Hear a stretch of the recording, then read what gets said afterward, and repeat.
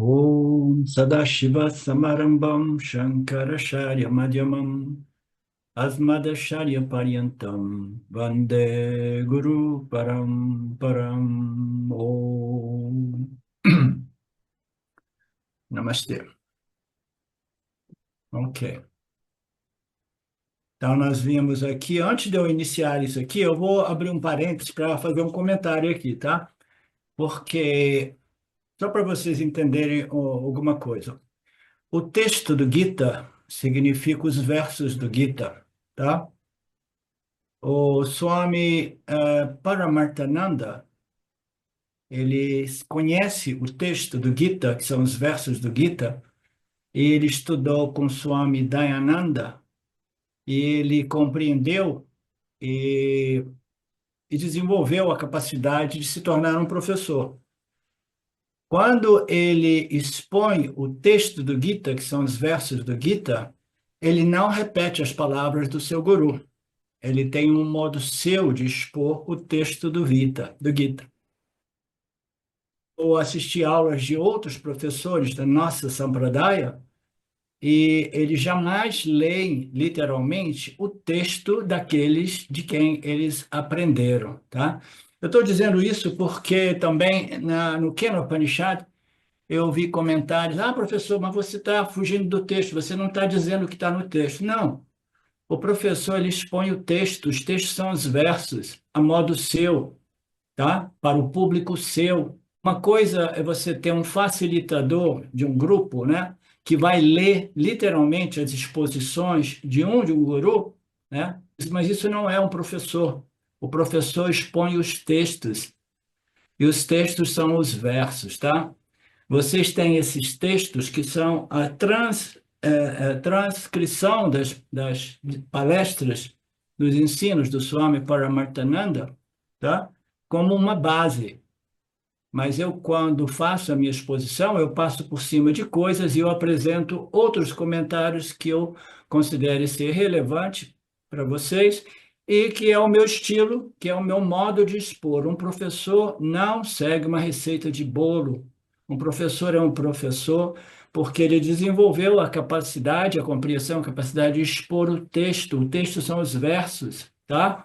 Então, isso para que vocês compreendam que a gente não pode ficar preso nas exposições de Swami Paramarthananda, porque se esse é realmente a vontade de vocês, bastaria que vocês criassem um outro grupo de estudo para vocês lerem, né? Lerem as exposições de um guru A, de um guru B, mas este não é o propósito de um professor. O professor expõe os textos, né?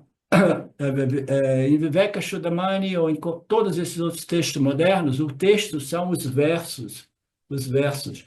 Swami Paramarthananda apresenta um monte de explicação a respeito do texto, que são os versos. Cada expositor vai apresentar explicações relativamente distintas, mas sempre fiéis, totalmente em harmonia, mas ligeiramente, aparentemente, distintas, dependendo do estilo e do contexto, tá? Só queria colocar isso para vocês.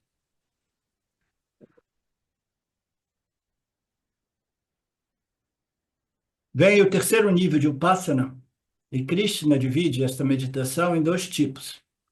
Naturalmente, o mesmo princípio, agora eu vou meditar numa figura, né? Aneka Rupa Ishvara Dhyana. Eu vou pegar a figura de Krishna, né? Aquela característica física, né? Da forma dele, e vou tentar manter a minha mente focada naquela imagem ou nos atributos que aquela imagem suscita, tá? Então, é uma forma de... Então, essa é a meditação, é o Passana em seu nível mais elementar, né? Mais grosseiro. Mas não, a gente pode meditar até mesmo na parede, né?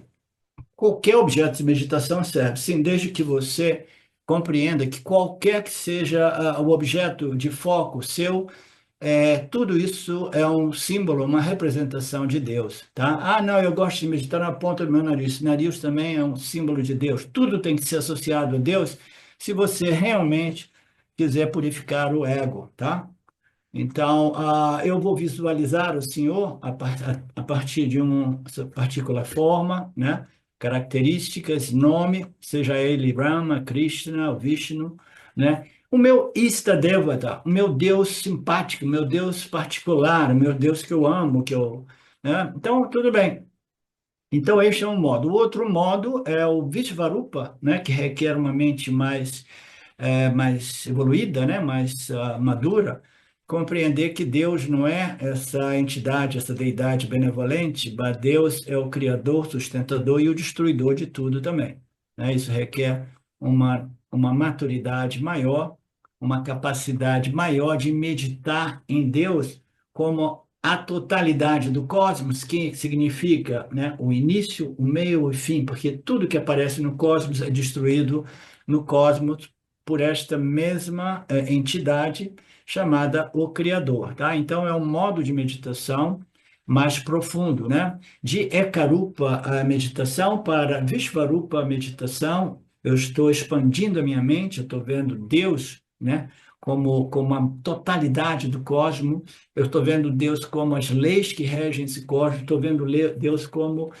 a inteligência que sustenta, né, as três entidades védicas, né, o criador Brahma, o sustentador Vishnu e o destruidor Shiva, né? Então eu estou vendo Deus em sua totalidade, minha mente está expandindo e eu estou fazendo deste objeto, né, uma visão ampla de Deus que vai além do meu Krishnazinho.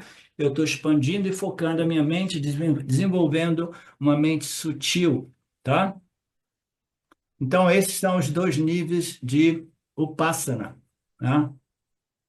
O Senhor com forma, para o Senhor manifesta como a totalidade de formas, e como eu costumo dizer, como eu tenho dito, ainda além das formas, a inteligência que sustenta e rege todas as formas, que é uma forma de Upasana ainda mais profunda. Nós vimos diversas propostas de Upasana, né? Pega o espaço como uma das formas, como um objeto de Deus, um símbolo de Deus, pega a água como um símbolo de Deus, né? O ar, né? O ar vital como símbolo de Deus, né? Pega a inteligência suprema, a totalidade de todas essas leis e princípios que projetam, sustentam e reciclam tudo de momento a momento. Então, são formas diferentes de a gente trazer a mente, produzir one-pointedness, uma mente apontada, focada e sempre mais sutilizada, expandindo a mente através de um símbolo de Deus do mais denso para o mais sutil, gradualmente. Foi você, Marcelo? Eu achei parecido com a sua voz, hein? Mas os meus cabelos, quanta diferença. É, foi a Irene. Ok. Eu queria ver a Irene dar sua risada. Se lembra É. dessa música? Gente, faltou só a risada dela, né?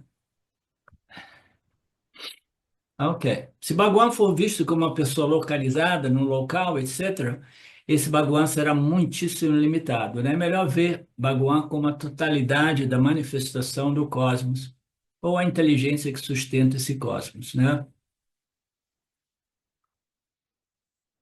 O propósito de meditação, inicialmente, é o quê? É expandir a mente, focar a mente, como nós vimos já repetidamente, ok? Tanto focar a mente num símbolo de Ishvara representado por uma deidade, uma característica, como focar em Deus como a totalidade do cosmos, até mesmo a inteligência dessas leis e princípios que regem o corpo, tudo isso também é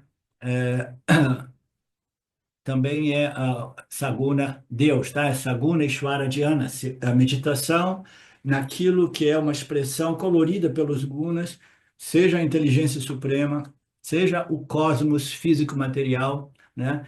Que já é superior a simplesmente um Deus manifesto através de um nome, uma forma de uma deidade, mas até mesmo meditar em Ishvara como essa inteligência suprema, ainda assim se trata de uma meditação no Senhor com atributos, Saguna Senhor, Saguna Deus, ok?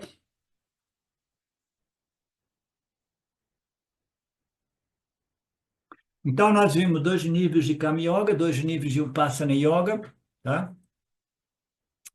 Uma vez que a pessoa tem passado por tudo isso, ela estaria pronta para obter o Atmayana, a preparação, né? Ela obteve a preparação para entrar no processo do Yana Yoga, que é a contemplação a respeito do Nirguna Atma, que é a natureza, a real natureza de Deus, livre dos gunas de Maya, né? Ela se tornaria elegível para entrar no último, né? Colocado como quinto e último estágio de sadhana espiritual, que é uma sadhana tão sutil que não interessa quase ninguém, a maioria das pessoas acreditam que seja uma viagem nossa, tá?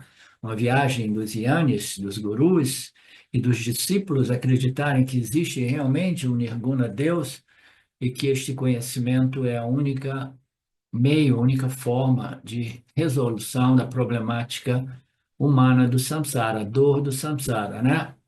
Então, esse Deus sem atributos é geralmente, né, é mencionado, referido como Brahman, mas sometimes é utilizado como Nirguna Ishvara, Nirguna Bhagwan, Nirguna Atma. Os nomes, eles podem causar confusão, por isso que eu digo, os nomes são apontamentos. Não se agarre aos nomes, porque pode causar confusão, né? Compreendam os conceitos e não se peguem as palavras simplesmente. E no final a gente abandona todos os conceitos quando o conhecimento se torna direto. No sétimo capítulo, por exemplo, foi dito, nós usamos os termos Paraprakriti e Aparaprakriti. Paraprakriti é Nirguna Brahman e Aparaprakriti é Saguna Ishvara. A natureza superior e a natureza inferior, tá? De novo, essa palavra superior e inferior é parte dos pares opostos, né? Produzidos pelos gunas de Maya. Os pares opostos complementares, superior e inferior. Mas que história é essa? A natureza da realidade é não dualidade? Por que superior e inferior? Então, o termo que eu mais gosto de apresentar, a natureza real e a natureza aparente de Deus, tá? A natureza aparente é Deus, né, caracterizado pelos atributos de uma deidade ou até mesmo do universo manifesto através dos três gunas, ou a inteligência que sustenta o universo, que é manifesta através de Sattva Guna, inteligência que é muito Sattva, principalmente a inteligência de Deus. Então, essa natureza real e a natureza aparente, a natureza dita superior do Senhor, conforma e sem forma. Então, onde é que eu estou? Investigação consiste em Vedanta, Shravana, Manana, Nididhyasana. Então, nós sabemos quando nós entramos no Yana Yoga do Vedanta, nós entramos no processo do Shravana, né?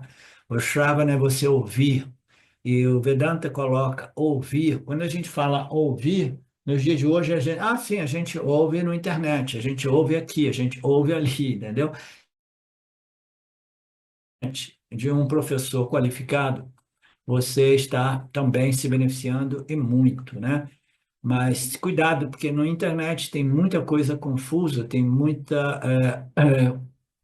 fragmentos de conhecimento misturado com confusão e ignorância, tá? Então, a natureza superior do Senhor e a natureza inferior é relativo ao Pará e a Prakriti, Pará e a Paraprakriti. O Vedanta Yana Yoga inicia com Shravana. Agora eu lembrei que eu estava dizendo. Ouvir, a gente ouve do professor, do guru, né? Ou de algumas aulas que foram gravadas na internet, né? E depois disso nós precisamos entrar no Manana, sem o qual o Shravana ele se torna quase que um vício, tá? Isso é importante. Eu vou tocar num assunto que talvez as pessoas não gostem de ouvir. O Shravana, sem o Manana, ele se torna algo viciante, né?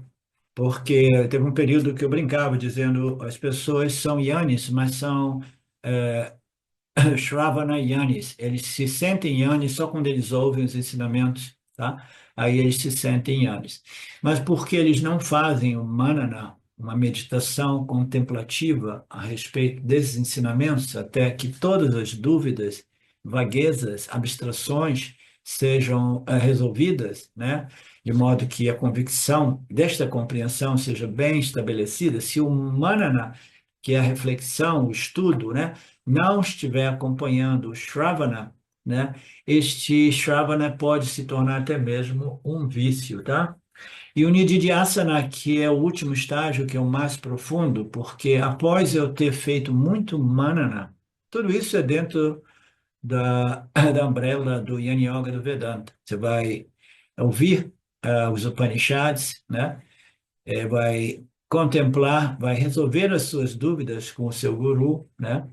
E depois você vai no silêncio do seu espaço de contemplação, no seu espaço de meditação, você vai manter esses ensinamentos vivos, né, na sua mente.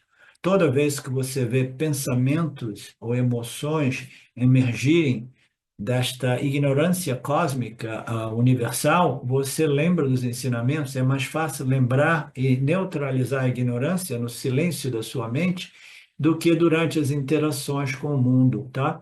Então, esse Nididhyasana é a oportunidade de a gente aplicar, a gente consolidar, a gente internalizar, e a gente vai aplicando, neutralizando todas aquelas manifestações de pensamentos, sentimentos, noções que sejam contrárias ou que sejam insultantes àquilo que é a real natureza do Atma, do nosso Atma, do Atma não dual, né? Então, nós precisamos passar pelo Shravana, depois de ter passado pelos diversos estágios da devoção através da ação, depois diversos dois estágios da meditação, né, através do Saguna e Nirguna Ishvara, Brahman, né, e depois nós vamos entrar no campo do Nididhyasana, do Shavana, Mana Nididhyasana, do Yin Yoga do Vedanta. Tá? Não, desculpa, as, as, a devoção através da ação, ela passa por um símbolo Ekarupa para um símbolo Vishvarupa, que significa um Deus como símbolo de meditação, limitado por seu nome, forma e propriedade, e depois o outro que é Deus manifesto como a totalidade ou a inteligência que sustenta esta manifestação física, tá? Depois de tudo isso, nós entramos no Yin Yoga do Vedanta, que são as escrituras upanishádicas, que vão buscar a compreensão daquele Deus que é um Deus sem atributos, né? Por que que ele é tão libertador, esse conhecimento? Porque os Upanishads vão determinar e repetidamente provar que a natureza da realidade é a não dualidade, existe somente uma consciência e uma existência. E a consciência e a existência é sinônimo de Deus, tá? E essa consciência e existência é o único princípio livre dos atributos de Maya, né? É puro porque não existe nenhuma sobreposição dos atributos de Maya. Para quem não compreende isso devidamente, saiba que leva tempo, tá?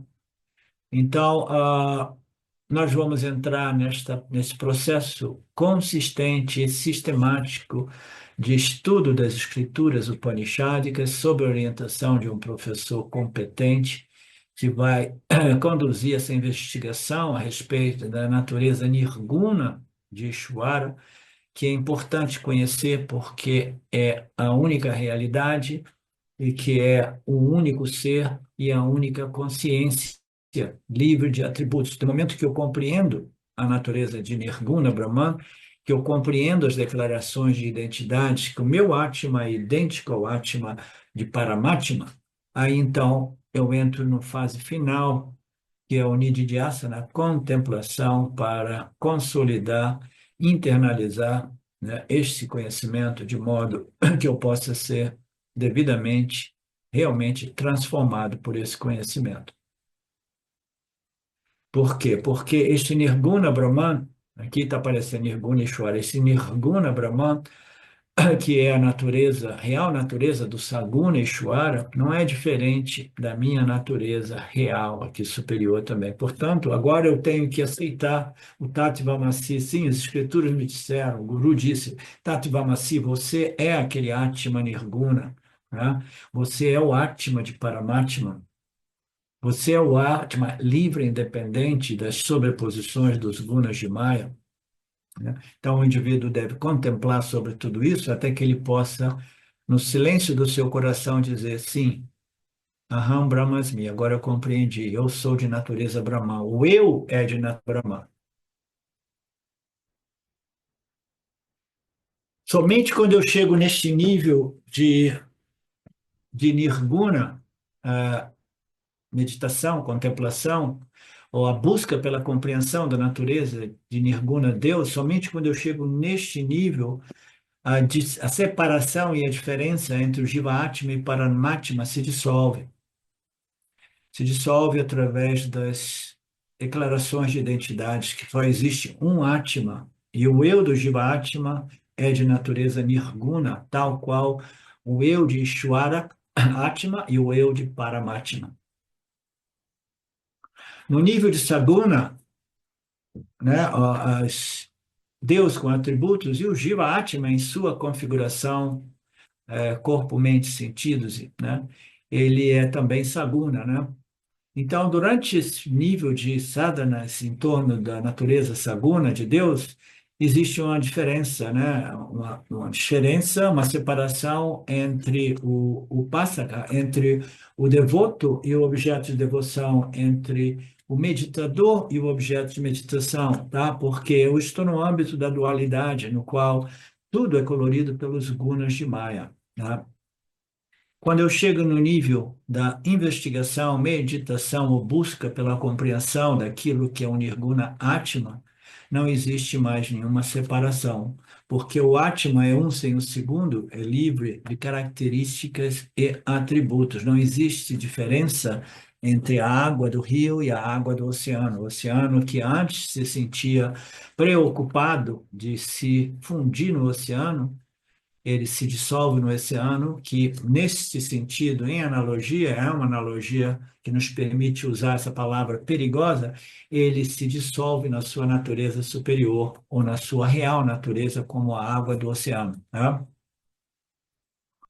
Portanto, tendo obtido esse conhecimento, o indivíduo ele faz o dever de seu manana, no silêncio do seu coração, tempo de qualidade boa.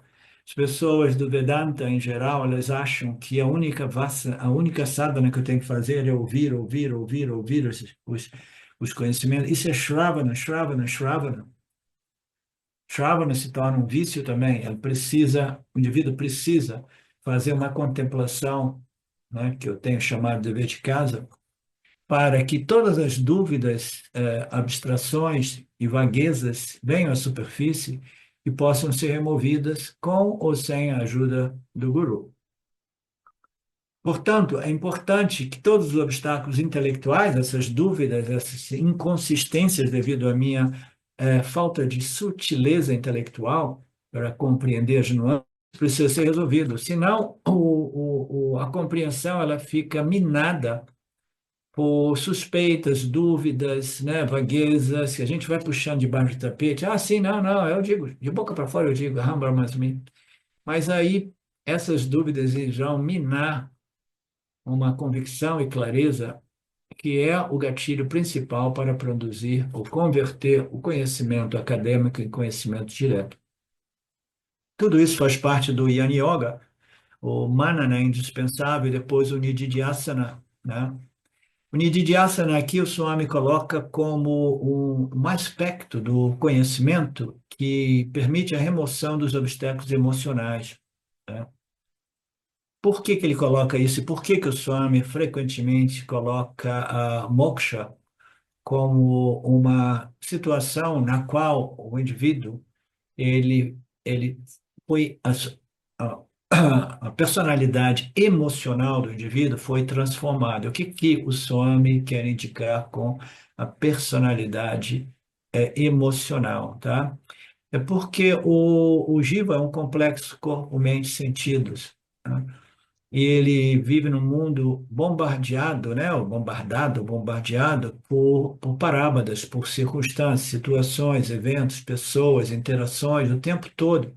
E tudo aquilo produzem emoções, sentimentos, né? Então, esses sentimentos por si, sentimentos de gostos e desgostos, né, de atração e repulsão, tudo isso é um obstáculo enorme, tá? Então, esses obstáculos, eles estão fundados nessas emoções humanas, né, que precisam ser neutralizadas através do nididhyasana profundo, de modo que a minha personalidade emocional tenha sido purificada. Porque se eu tenho uma compreensão puramente intelectual, mas se quando eu interajo com o mundo, eu sou bombardeado por interações que provocam emoções de né, de quereres e não quereres, de gostos e desgostos, né, de excitação e depressão, então esse conhecimento não realmente me beneficiou completamente, tá? Então existem obstáculos emocionais que somente a aplicação desse conhecimento pode dissolver.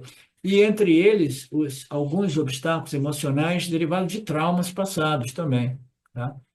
Então, muitas vezes existem traumas. O que é o trauma? O trauma é uma vassana, uma experiência tão traumática, tão adversa, tão negativa, tão dolorosa, né, que deixou uma cicatriz profunda na psique humana. Então, o indivíduo ele tem aquilo ali e constantemente o medo de que aquela situação possa se reproduzir vem na e o indivíduo ele vai ficar contraído, vai ficar preocupado, vai ficar ansioso, tá?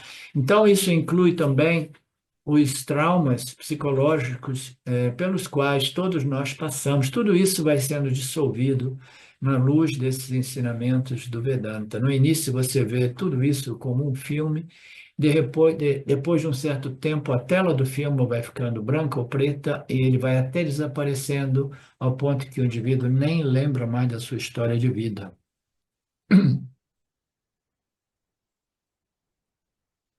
Os traumas psicológicos, todos os bloqueios psicológicos, inclusive, né, as minhas reações fundadas nos meus quereres e não quereres, sempre que eu estou interagindo com o campo, eles precisam ser neutralizados através de uma aplicação constante destes ensinamentos do Upanishads. Então, é aplicação, é o Nididhyasana, é aplicação constante desses ensinamentos que revelam a minha real natureza livre, independente das circunstâncias, das experiências às quais nós estamos submetidos.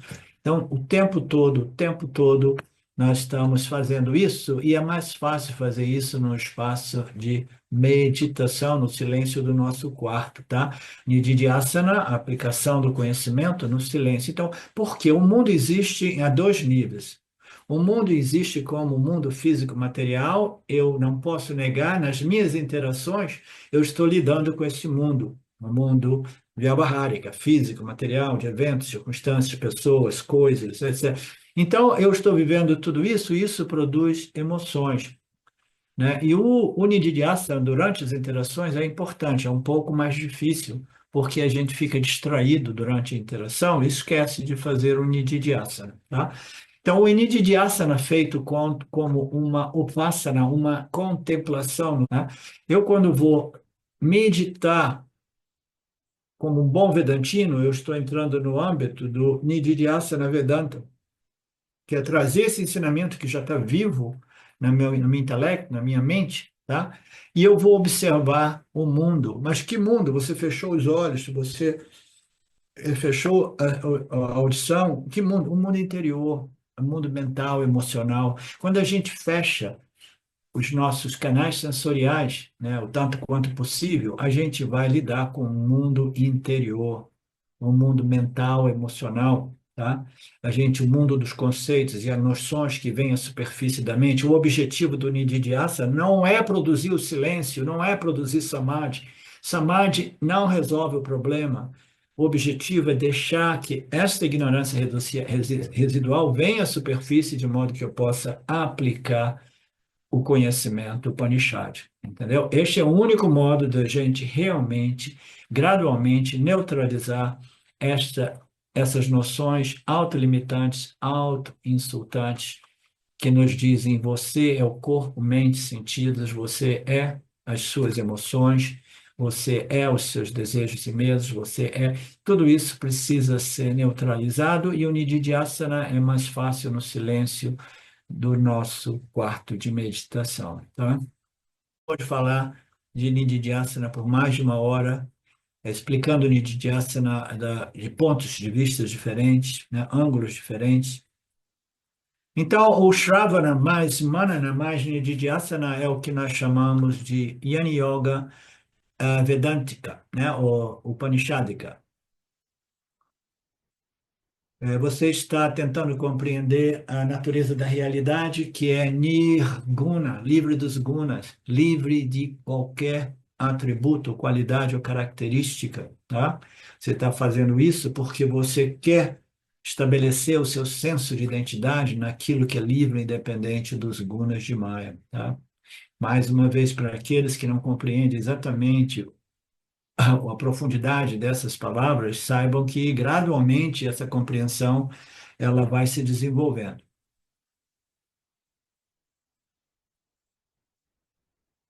Shankaracharya nos disse, na verdade, é bem-aventurado aquele que não é bom, nem mau, nem grande, nem pequeno, nem superior, nem inferior, nem mulher, nem homem, quem é a única causa do mundo, não tem gênero, quem com concentração só busca a verdade eterna, etc, etc. Então, ele fala isso porque na última passagem ele se referiu a Brahman Nirguna como gênero feminino. Ele disse assim, não, amigo, todos esses pares opostos são elementos limitantes, né? Brahman é além de tudo isso, além de todos os pares complementares. No Katha Upanishad, uma outra passagem, né, uma outra joia oferecida por Swamiji, aquele que percebe o Atma, que não é acessível através do som, que não é acessível através do tato, do cheiro, da forma, né? Que é o imperecível, né? Que não é sujeito ao tempo, nascimento e morte, que é livre do sabor, do cheiro, que é livre do início e do fim, né? Aquele que compreendeu este Atma como sua própria natureza fica livre das mandíbulas da morte, tá? Então, significa dizer o indivíduo reconheceu a sua real natureza livre do nascimento e morte, tá? A real natureza eterna, imutável, imperecível. Que natureza é essa? A Nirguna Atma, Satchitananda não dual. Nenhuma forma, nenhuma cor, nenhum cheiro. O Yin Yoga é sobre isso, é tão sutil que a maioria das pessoas não se interessam, né? Este é o último nível de sadhana espiritual que precisa ser precedida por todas as outras sadhanas. Tudo isso é chamado, aqui é considerado como a devoção, a yoga da devoção, significando dizer que é uma atitude devocional que deve permear todas as nossas sadhanas, desde as mais iniciais até a última e mais profunda, que é o Nididhyasana. Portanto, o discípulo, né, nunca deve perguntar se eu devo seguir Yin Yoga ou Bhakti Yoga, por exemplo, entendeu? Lembre-se que Yin Yoga também é Bhakti Yoga, né? É o nível mais elevado de Bhakti Yoga, é o Yin Yoga, tá? Porque você está lidando, de novo, superior, inferior, elevado e... Qual é o oposto de elevado? Elevado é...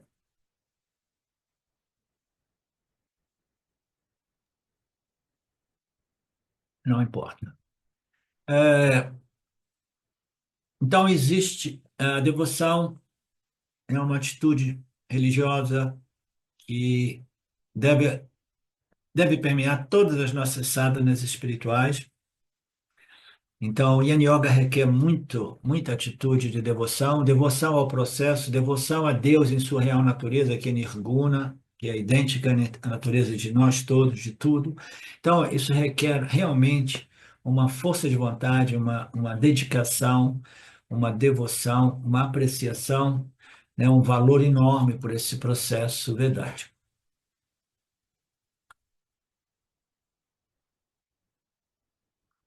Tudo precisa ser acompanhado pelo espírito de um Bhakti Yoga, que não é uma yoga, um caminho espiritual por si, mas é esta atitude que transformou as emoções humanas em devoção a Deus. Todos têm que passar pelos 5 níveis de sadhanas. Só me diz uma coisa legal aqui: ninguém nasce com desejo por Deus. Todos nós nascemos com desejo pelas coisas do mundo, senão nós não teríamos nascido, como eu disse antes, né? Portanto, é natural que todos nós iniciemos como Sakama Bhakta, né? Eu quero ser um Bhakta, eu quero ser um devoto de Ishvara, as minhas ações são interessadas, são interesseiras, eu quero a minha proteção, o meu conforto, o meu prazer e o da minha família, mas eu observo as leis de Deus e não violo essas leis. Então, como todos nós nascemos, somos filhos dessa ignorância cósmica, a gente não deve se sentir culpado ou inadequado, né, por haver ainda esses desejos mundanos, materiais, né, e de interesse pessoal. O Veda é cheio de sakama karmas, né? Existe uma infinidade de ações em relação a uma devoção a um Deus definido pelos gunas de Maya, né? Saguna, Deus, né? E existe uma infinidade de sugestões, né? O Veda nunca disse que devemos trabalhar para moksha no começo. Os Vedas nem tocam no assunto autoconhecimento e moksha no início, tá? Nós temos que lembrar que Veda Anta é o final dos Vedas, tá? Então, os Vedas, eles encopassam o Veda Anta, que são os Upanishads, mas no início ele nunca fala sobre o autoconhecimento e a libertação da problemática do samsara, né? Então, no início ele fala sobre ações que irão ser em harmonia com o campo, que vão permitir um melhoramento e uma pacificação, uma purificação, um refinamento, né? E tudo isso é natural.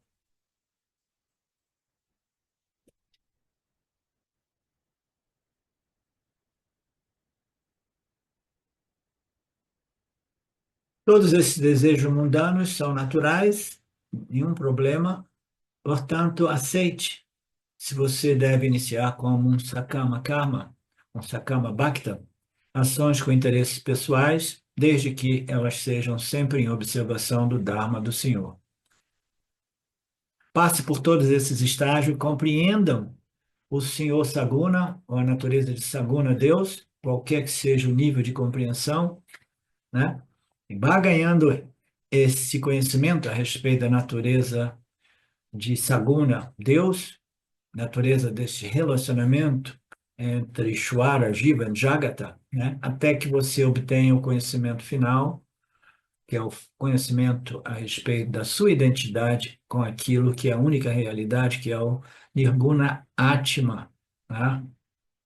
Este é o ápice de um processo de devoção chamado aqui, referido aqui como Bhakti Yoga, e não é um caminho que conduz a moksha, mas é um caminho que conduz a moksha, porque é uma atitude que deve permear todos os caminhos, dos mais iniciais até o mais sutil e profundo.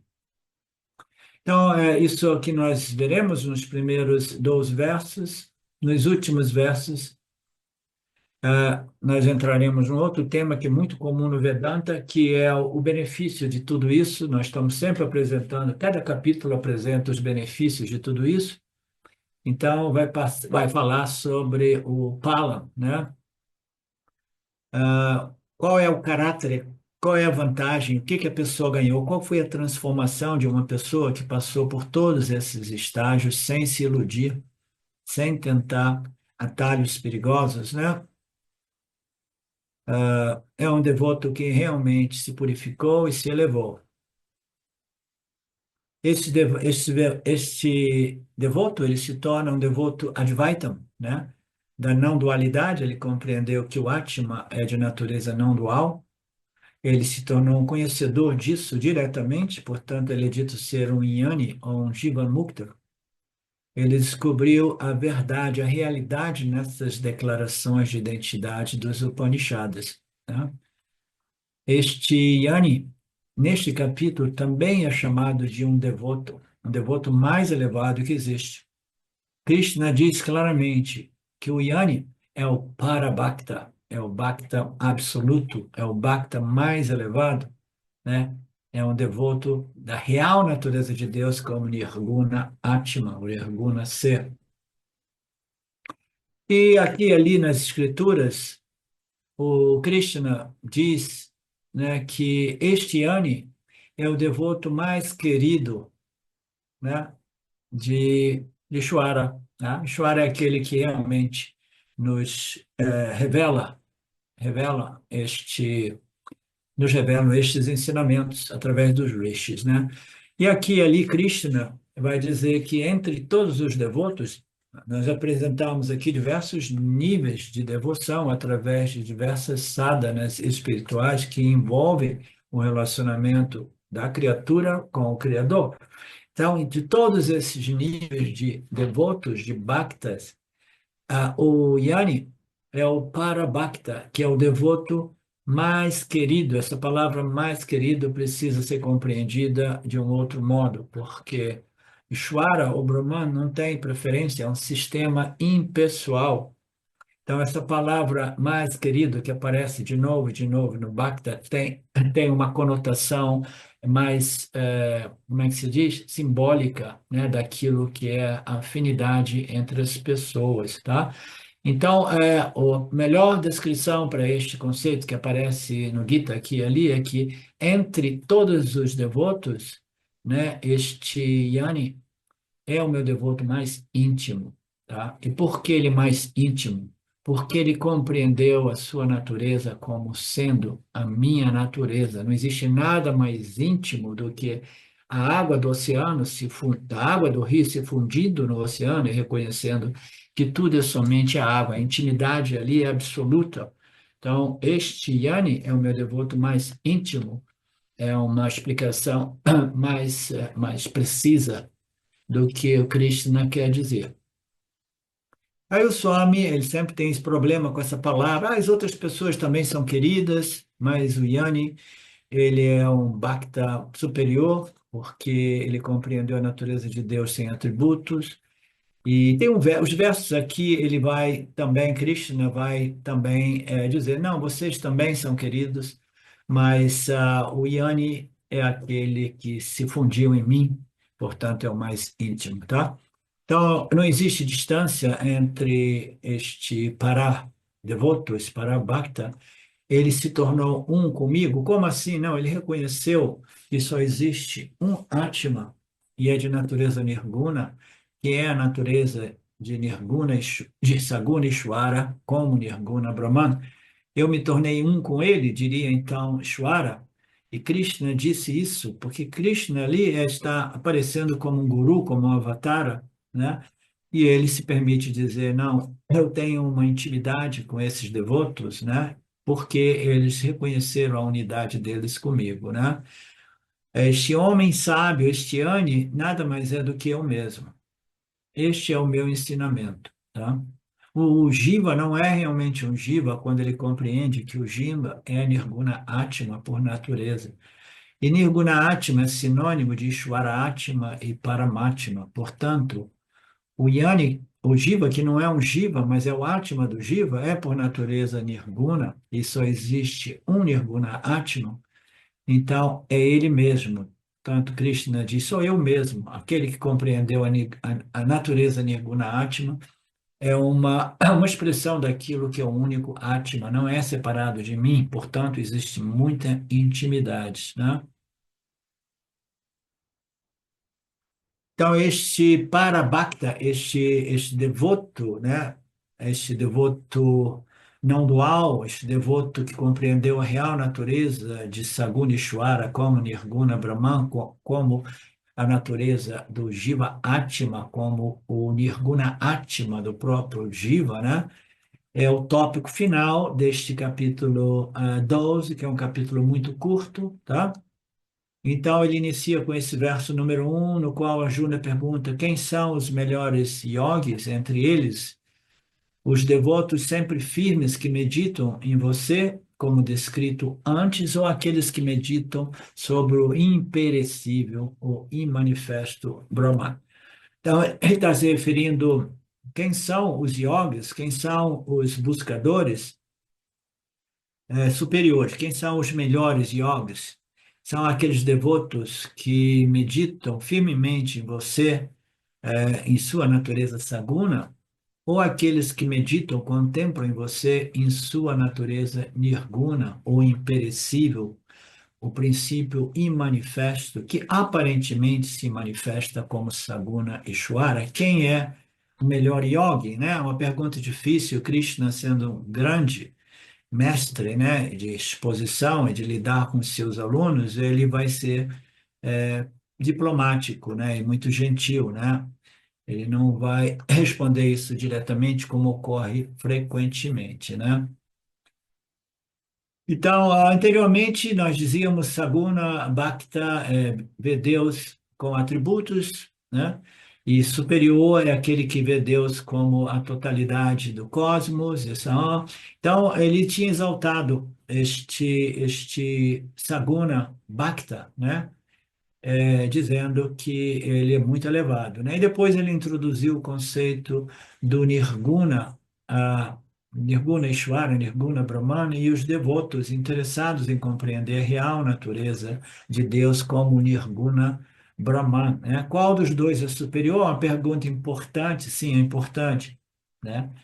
Nós vimos em diversas passagens do Gita, inclusive no capítulo 2 ou no capítulo 3, se não me engano, que a Krishna, Arjuna, acabou se sentindo meio confuso, porque no início Krishna apresentou os ensinamentos do Yana Yoga, né?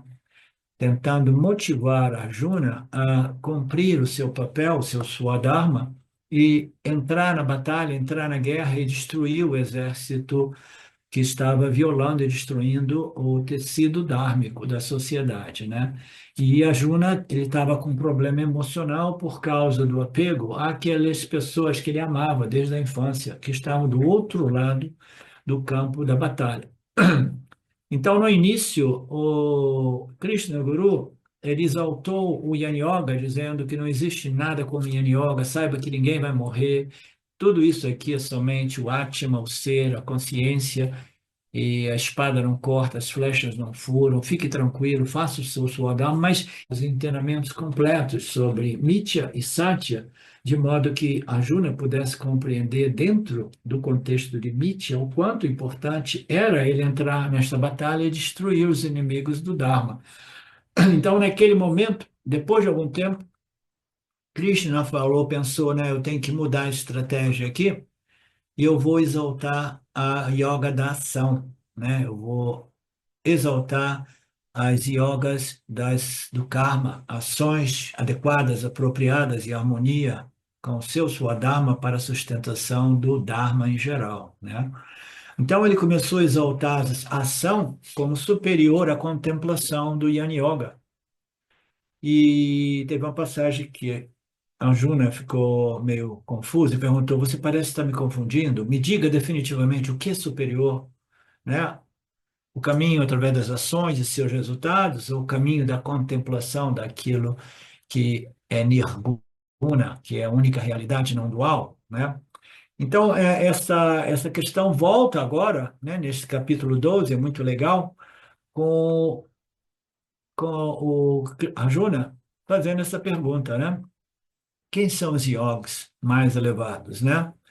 Qual é, agora não é mais qual é a sadhana, qual é o caminho, quais são os yogis mais elevados, né? Entre aqueles que contemplam e aqueles que fazem ações para benefício pessoal ou benefício do campo, né? Então, tudo isso é muito lindo, essa passagem, esse capítulo 12, né? É um capítulo muito bonito daquilo que eu compreendi. Quando eu expus o Gita no passado, eu passei muito brevemente por isso, né? foi uma passagem rápida. Naquele tempo nós não tínhamos essas exposições transcriptas, né?